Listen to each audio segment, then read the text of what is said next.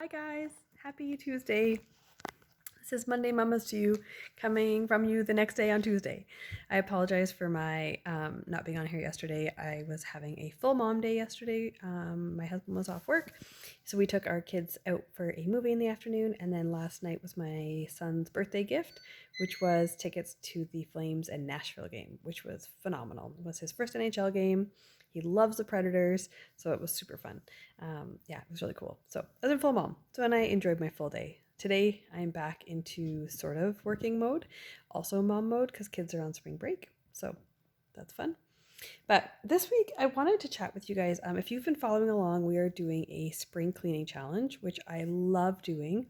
I will be honest, I am not caught up with everybody, but I am working. And this week, I intend on getting some stuff done. But I've been doing our spring challenge for the last 2 weeks. We're into week 2 now. And I don't know if anybody has noticed it yet in our group, but I have been intentionally planning things that we are doing tasks that we can see the difference.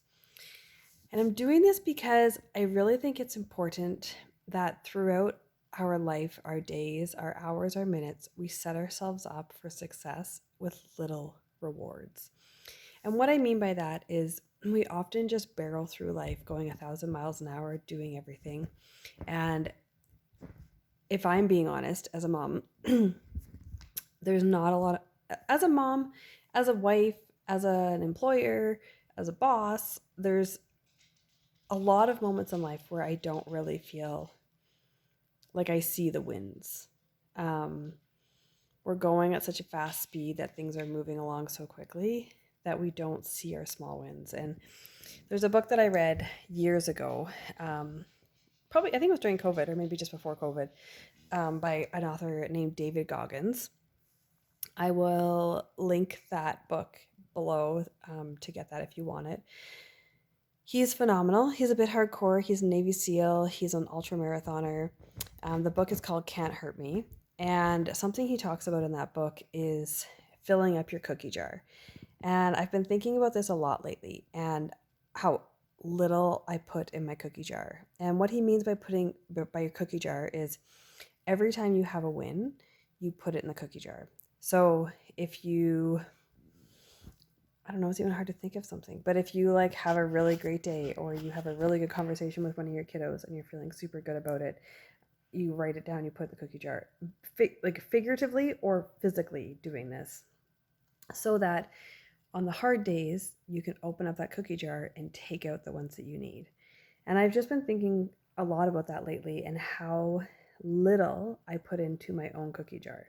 I try to be really good with my kids, and I think we all have people in our lives who do that for our kids. We have teachers, we have coaches, we have other friends who speak lots of love over our kids. We have grandparents and aunts and uncles who are constantly like giving our kids these little bits to put in their cookie jars, which is wonderful and amazing, and we need to always keep doing that. Like, always speak life over your babies. But I don't think we're doing it enough for ourselves. Like, are you speaking life over yourself, or are you speaking questions and worry and anxiety over yourself? Because the reality is, whatever you speak over yourself is what will happen.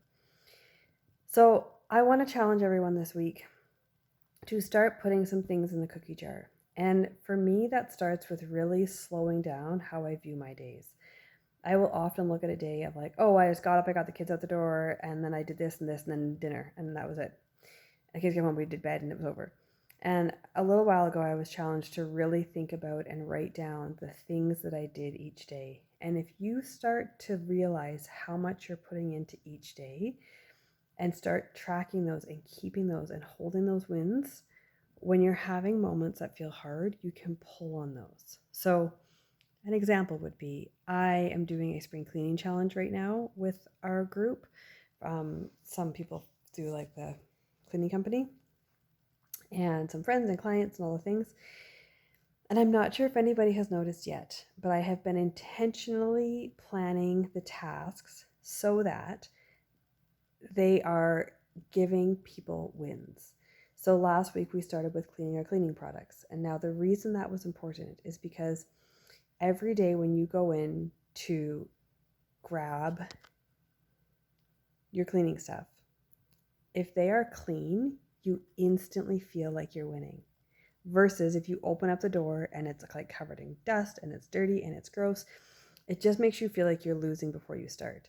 Last week we worked through things like cleaning off our counters and the clutter, because again, that is a win. That is something when you walk into that room the next day, you remember that you had that win the day before.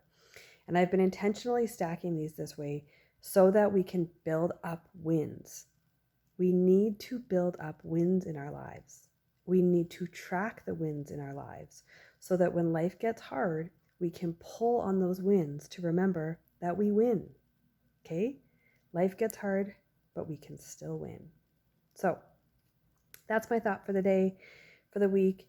I want you guys to be conscious of filling up your cookie jar. Okay? I would love to know, are you going to do this figuratively or are you going to do this physically? I think there would be huge value in doing this physically. Write down each night the things that are wins for you. Maybe this is like a gratitude idea. Maybe this is just for you, thinking of it as wins works better in your brain. Write down, think about the things that you did each day that made you happy, that made you proud, that gave you rest, that gave you peace. Those are the wins in your life. Track them. And when the other nasty stuff starts to creep in, push it away by pulling out one of those wins from your cookie jar. That's all from me on this Tuesday. And I should get my butt up and start working on some of those spring cleaning challenges. So I love you all dearly, and I hope you are finding life and value from this, and have a wonderful week.